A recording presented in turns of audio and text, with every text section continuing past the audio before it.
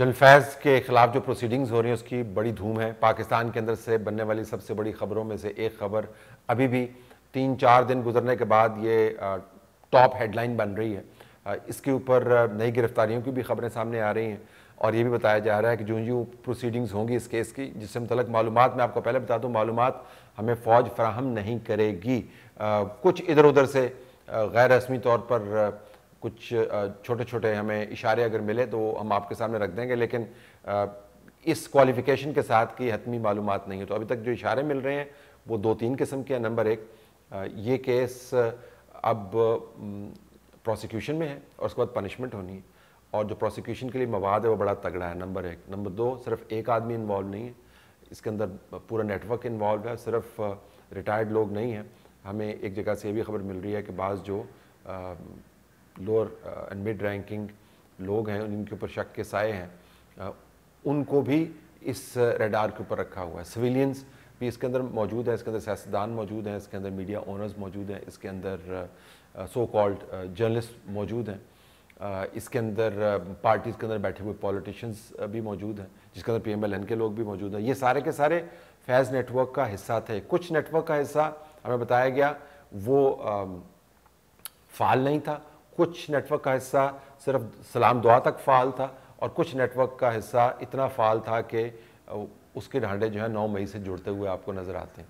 जो कंपोनेंट्स हैं वो बड़े वाज़े थे कि आपने स्ट्रीट को गर्म करना है, आपने अंदरूनी तौर पर फ़ौज में दबाव जनरेट करना है, बैनुल-अक़वामी तौर पर कैंपेन चलानी है, और जुडिशरी के अंदर जो लोग बैठे हुए हैं उनके ज़रिए आपने ऐसे फैसले करवाने हैं कि इस्टेब्लिशमेंट जो भी बात करे लोग उसके ऊपर यकीन ना करें। और बहुत हद तक ये पॉलिसी आपको कामयाब होती नज़र भी आई। आपको बैनुल-अक़वामी कैंपेन बड़ी मौसर नज़र आई। कांग्रेस के अगर आप रेजोल्यूशन को याद करें, या बरतानवी पार्लियामान के अंदर जो 2 महीने के अंदर पाकिस्तान के बारे में जिस किस्म की ब्रीफिंग्स का बंदोबस्त किया गया, अब यूरोपियन यूनियन को इंगेज किया जा रहा है, ये तमाम अगर आप स्टेटमेंट्स देखें, इंडिविजुअल सेनेटर्स की स्टेटमेंट्स देखें, पार्लियामेंटेरियंस की स्टेटमेंट्स देखें बैनुल-अक़वामी तौर पर, तो आपको लगता है कि बैनुल-अक़वामी कैंपेन बड़ी तगड़ी है। अंदरूनी तौर पर जो फैसले कोर्ट्स की तरफ से आए हैं उससे आपको बड़े वाज़े अंदाज से पता चलता है कि किस तरह इमरान खान साहब और बुशरा बीबी के लिए बाकायदा एक सॉफ्ट कुशन क्रिएट किया जा रहा है।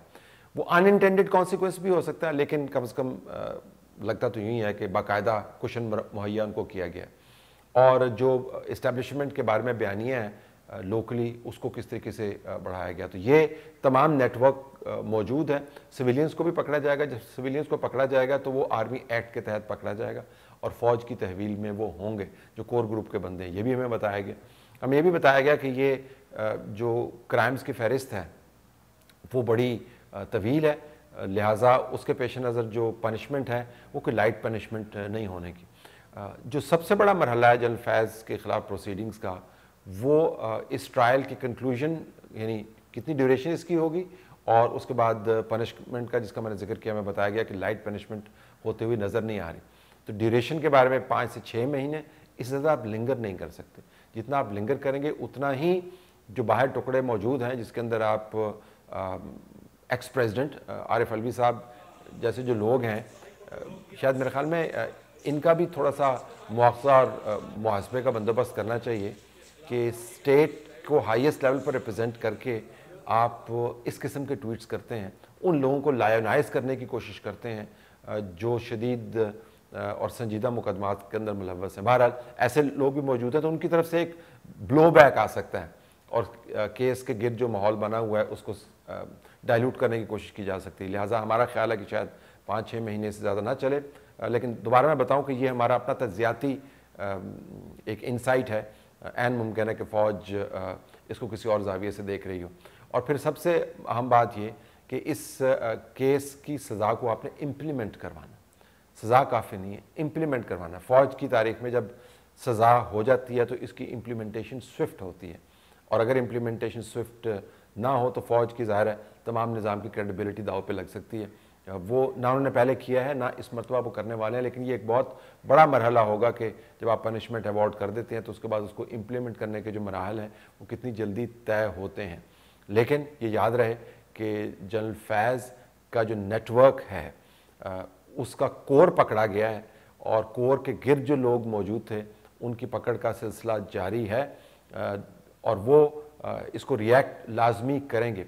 बाज़ जगहों पर आपको जमातों के अंदर से जनरल फैज़ के बाद जनरल बाजवा को बचाने की आवाज़ें नज़र आती हैं। बड़ा वाज़ेह आपको नज़र आता है जब लोग बात कर रहे होते हैं कि इसने जनरल फैज़ से कितनी फैज़याबी की है और इसने जनरल बाजवा से कितना मुस्तफ़ीद हुआ है। उनके अल्फाज से, उनके चेहरों के जो तासुरात, उनसे आपको पता चल जाता है। लेकिन इस बात से कतई नज़र कि कौन किसको बचाने की कोशिश कर रहा है, जनरल फैज़ के केस में अगला मरहला प्रोसिक्यूशन का टाइम है और पनिशमेंट की नौयत है, और पनिशमेंट की नौयत के साथ पनिशमेंट की इम्प्लीमेंटेशन है। ये 3 फेजेस इंतहाई अहम है।